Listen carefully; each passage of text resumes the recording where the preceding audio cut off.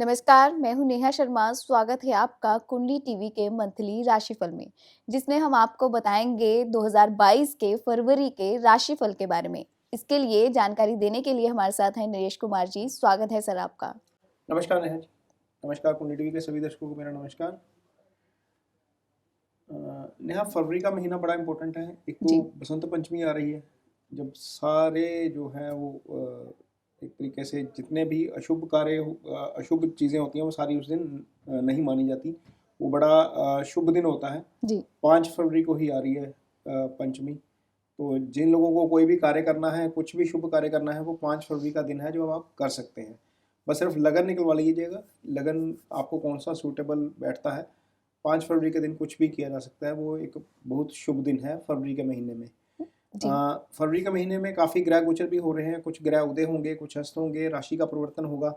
नेहा, ये जो कुंडली लगी है, पहली बात तो ये है कि ये मेष लगन की लगी है। हम लगन और राशि के हिसाब से इसको कैलकुलेट करेंगे। जी, पर नरेश 13 जी, बात करने से पहले मैं आपसे गोचर के बारे में पूर्णतः जानकारी चाहूंगी कि कौन-कौन से ग्रह इस मंथ में गोचर करेंगे और हमें क्या-क्या फल देंगे। हाँ, 13 फरवरी को नेहा सूर्य का राशि परिवर्तन होगा। जी। सूर्य जो है वो राशि परिवर्तन करके मकर राशि में इस समय चल रहे हैं और ये कुंभ राशि में चले जाएंगे। उसके बाद शनि जो है वो अस्त स्थिति में चल रहे हैं। 22 फरवरी को शनि भी जो है वो उदय हो जाएंगे। जी। इसके बाद 24 फरवरी को गुरु जो है, गुरु क्योंकि बहुत इंपॉर्टेंट ग्रह है, कुंडली के 10 भावों के ऊपर असर पड़ता है इनका, तो वो अस्त हो जाएंगे 24 फरवरी को। जी। शुक्र की पोजीशन चेंज हो रही है, 26 फरवरी को शुक्र चेंज हो जाएंगे। हालांकि यह मंथ के लास्ट वीक में हो रहा है सारा कुछ, तो इसलिए बहुत ज़्यादा असर इस महीने के राशिफल पर नहीं आएगा। लेकिन चूँकि शनि जो है वो उदय होंगे, अस्त होंगे, गुरु, तो चीज़ें सारी कंसिडर करके चलेंगे। बाकी सारे ग्रह तो सेम रहेंगे। राहु जी। केतु का कोई परिवर्तन नहीं हो रहा है। सूर्य का राशि परिवर्तन होगा। मंगल एग्जल्टेड हो जाएंगे। मंगल अपनी उच्च राशि में आ जाएंगे, करीब 26 फरवरी को ही आ रहे हैं ये भी। तो ये सारे ग्रह मंगल, गुरु, शनि, सूर्य, ये चारों बड़े ग्रह जो हैं वो राशि परिवर्तन कर रहे हैं। बुध अस्त चल रहे थे, बुध उदय हुए हैं 30 जनवरी को ही। जी। तो बुध की पोजीशन में कोई जो है वो बदलाव नहीं होगा। चंद्रमा हर 2.5 दिन बाद राशि बदलते हैं, वो हम कंसिडर करेंगे राशिफल में। और राहु केतु का राशि परिवर्तन अभी नहीं हो रहा है, तो ये मोटे तौर पर जो गोचर है वो रहेगा फरवरी महीने के दौरान। इस सारे गोचर का, ग्रहों के अस्त होने का, उदय होने का, इसके ऊपर राशिफल के ऊपर फरवरी महीने के असर पड़ेगा। बात करते हैं मिथुन राशि की और जानते हैं मिथुन राशि के जातकों की इनकम के बारे में। नेहा, सबसे पहली बात तो यह है कि ये मिथुन राशि की कुंडली है। इसको चंद्रमा यहाँ पर देखकर कंफ्यूज ना हो जाएं दर्शक। ये उस दिन की कुंडली है 1 फरवरी की, जिस दिन ये महीना शुरू होगा। तो उस दिन चंद्रमा यहाँ पर अष्टम में आ रहे हैं, इसलिए इसको चंद्र राशि भी माना जाए मिथुन को। तो सबसे पहली बात तो यह है नेहा, इनकम की बात जहाँ तक हम करते हैं तो आय इस भाव से देखी जाती है। इस भाव के मालिक जाकर बैठ गए हैं केंद्र में, और ये एक अच्छी स्थिति है। केंद्र में और त्रिकोण में होना आय स्थान का मालिक का अच्छा होता है। दूसरा, ये पंचम के मालिक के साथ हैं, तो ये भी एक तरीके से अच्छी स्थिति है। वो छठे, 8वें, 12वें के मालिक के साथ नहीं है। हालांकि शुक्र 12वें के भी मालिक बनते हैं खैर, लेकिन पंचम के मालिक के साथ है, तो आय स्थान के मालिक का केंद्र में होना अच्छा है। दूसरी बात यह है कि कर्म के स्थान के मालिक गुरु बनते हैं यहाँ पर, और गुरु यहाँ पर भाग्य स्थान में है। ये स्थिति भी एक तरीके से अच्छी है। यहाँ पर लगन के ऊपर गुरु की दृष्टि पड़ रही है सीधा। मंगल इस भाव को देख रहे हैं, तो एक तरीके से इनकम और कर्म के लिहाज से चीज़ें अच्छी होंगी। यदि आपका कोई कन्फ्लिक्ट चल रहा है ऑफिस में, तो ऐसा हो सकता है कि वो रिजोल्व होना शुरू हो जाए फरवरी महीने के दौरान, क्योंकि सितारे जो हैं वो इस तरफ इशारा कर रहे हैं। गुरु जब लगन को देखते हैं तो आपको समझदार बना देते हैं, आप चीज़ों को वाइजली हैंडल करते हैं, तो वो कन्फ्लिक्ट जो है वो नहीं होते, या जो होने वाले होते हैं या उनको अवॉइड कर लिया जाता है। तो ऐसी चीज़ें ऑफिस में होंगी, आपके कार्यस्थल पर होंगी। नेहा, जिन लोगों का काम जुड़ा हुआ है एजुकेशन से, उनके लिए स्थिति अच्छी है, क्योंकि यहाँ पर गुरु बनते भी एजुकेशन के भाव के मालिक हैं और यहाँ पर आकर अपने भाव में बैठ गए। ये गुरु का ही भाव होता है, गुरु इस भाव के कारक भी होते हैं, तो यहाँ पर गुरु अच्छे फल देते हैं। तो एक तरीके से ये एजुकेशन वालों के भी अच्छा है। दूसरा, जिन लोगों का काम विदेश से जुड़ा हुआ है उनके लिए भी अच्छा है, क्योंकि ये भाव विदेश का है। यहाँ के स्वामी जो है आय के स्वामी के साथ आकर बैठ गए हैं, और विदेश से आय जो है वो उसमें वृद्धि हो सकती है। चाहे वो ऐसा हो जाए कि डॉलर की वैल्यू बढ़ गई है, चाहे आपका प्रोडक्ट ज़्यादा बाहर जा रहा है, चाहे आपकी सर्विसेज ज़्यादा बाहर जा रही हैं, आप भले ही किसी एमएनसी के लिए काम कर रहे हैं या आप कोई चीज़ ऐसी एक्सपोर्ट कर रहे हैं जो हमारे पास ज़्यादा है और उसकी बाइंग वैल्यू जो है वो आपको ईजी पड़ रही है, तो ऐसा हो सकता है कि आपको विदेश से संबंधित आय से फ़ायदा हो। जी, यानी कि इनकम के लिहाज से मिथुन राशि के जातकों के लिए अच्छा समय है ये। जी बिल्कुल। जी, आगे बढ़ते हैं और बात करते हैं हेल्थ की कि मिथुन राशि के जातकों की हेल्थ फरवरी महीने में कैसी रहेगी। नेहा, मिथुन राशि के लिए हेल्थ को लेकर थोड़ा सा कंसर्न रहेगा। कारण यह है, लगन के स्वामी बुध पूरा महीना यहीं पर रहेंगे अष्टम में। लगन के स्वामी का अष्टम में चले जाना अच्छा नहीं है, दूसरा उसके ऊपर राहु की दृष्टि हो जाना अच्छा नहीं है। तो दो चीज़ें नेगेटिव हो रही हैं लगन के साथ, यहाँ पर चंद्रमा के साथ भी, जिनकी चंद्र राशि है। तो शनि के साथ राहु की दृष्टि अष्टम में, ये तीनों ही चीज़ें खराब हो गई। और ऊपर से यहाँ पर केतु जो है वो छठे भाव में। छठा भाव रोग ऋण शत्रु का भाव होता है, यहाँ से लंबी बीमारी देखी जाती है, accident, sudden loss, major loss यहीं से आता है सारा। तो ध्यान जो है वो देने की बात होगी इनके लिए। ये नेहा, ये जो राशि होती है ये एयरी साइन होता है, तो ये एयरबोर्न डिजीज़ से ज़्यादा प्रोन होते हैं।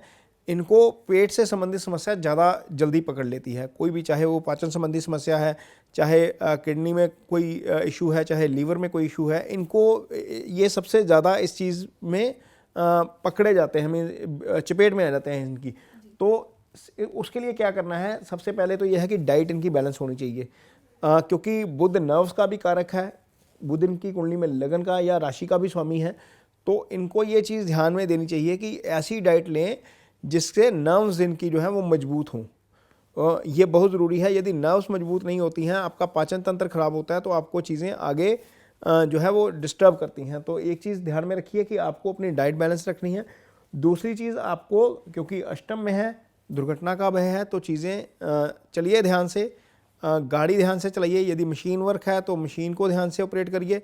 यदि कहीं जा रहे हैं, आ रहे हैं, तो इवन घर की सीढ़ियाँ भी उतर रहे हैं तो ध्यान से उतरिएगा।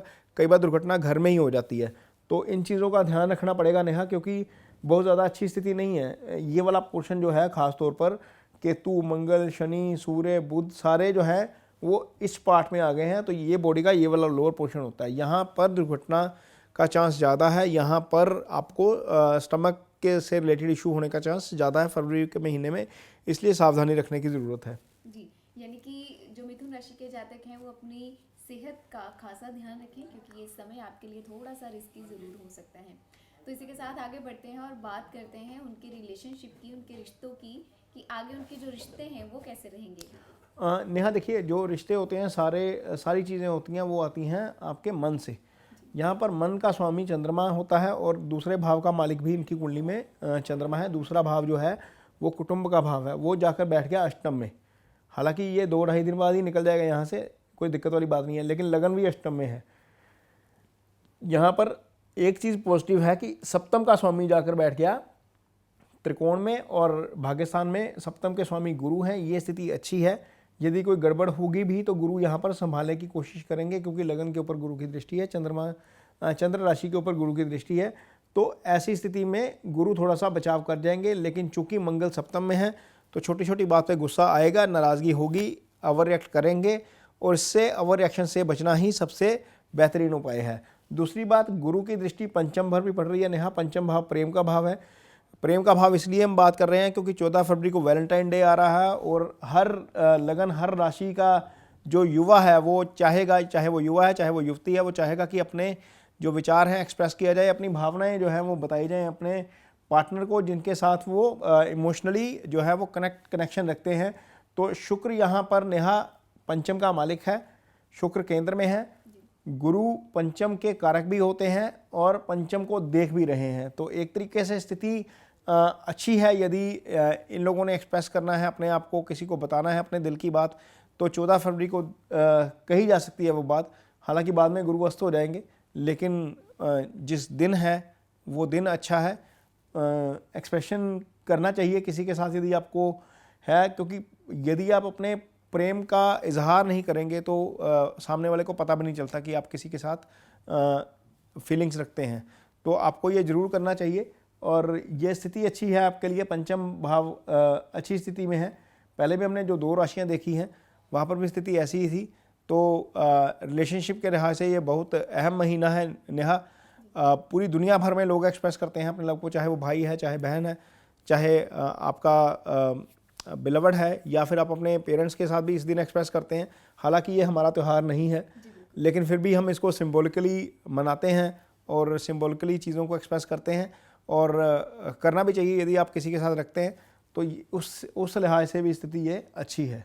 जी, तो चलिए अब बढ़ते हैं आगे उपायों की ओर। तो नरेश जी, क्या उपाय हैं जो मिथुन राशि के जातक कर सकते हैं? नेहा, बुध यहाँ पर अष्टम में है, तो बुध के उपाय के तौर पर यदि आप किसी कंजक को कुछ मीठा या खट्टा कुछ खाने के लिए देते हैं तो वो एक अच्छा उपाय होता है बुध का।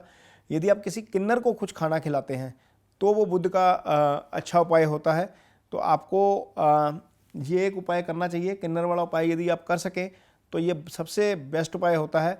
एक उपाय नेहा होता है बुध के लिए पेड़ लगाना। सबसे अच्छा उपाय ये है, क्योंकि पेड़ जैसे जैसे ग्रो करता है वैसे वैसे वो आपको आपके लगन को मजबूत करता जाता है। दुनिया भर में जहाँ जहाँ हरियाली है वहाँ वहाँ प्रॉस्पेरिटी है। और प्रॉस्पेरिटी क्यों है? क्योंकि बुध अकाउंटेंसी का, कैलकुलेशन का कारक है। जिनका बुध अच्छा होता है उनकी गणना बड़ी अच्छी होती है, वो फाइनेंशियल मामलों में बड़े माहिर होते हैं। तो विदेशों में हम देखते हैं कि काफ़ी सारे लोग रूल करते हैं, हम पर रूल करके गए भी हैं, तो वो इसी दम पे हैं कि वहाँ पर सफाई है, हरियाली है। तो यदि एक पेड़ लगाएंगे तो कोई उपाय करने की ज़रूरत नहीं, एक पेड़ लगा दीजिए, उसकी सेवा करिए। कुछ लोग पेड़ लगाते हैं, हम बताते हैं किसी को पेड़ लगा दो, पेड़ लगा के मुड़ के भूल जाते हैं, वो पता लगता है 2 महीने बाद वो प्लांट जो है वो मुरझा गया। ऐसा नहीं करना है। यदि आपने कोई पेड़ लगाना उपाय करना है बुध का सच में आपकी कुंडली के मुताबिक, तो आप एक पेड़ लगाइए, उस पेड़ को संभालिए, वो सबसे अच्छा उपाय है आपके लिए। जी, तो ये थी मिथुन राशि के जातकों के लिए उपायों की बात। अब बात करेंगे नेक्स्ट एपिसोड में अगली राशि कर्क की। जुड़े रहे हमारे साथ। धन्यवाद। नमस्कार।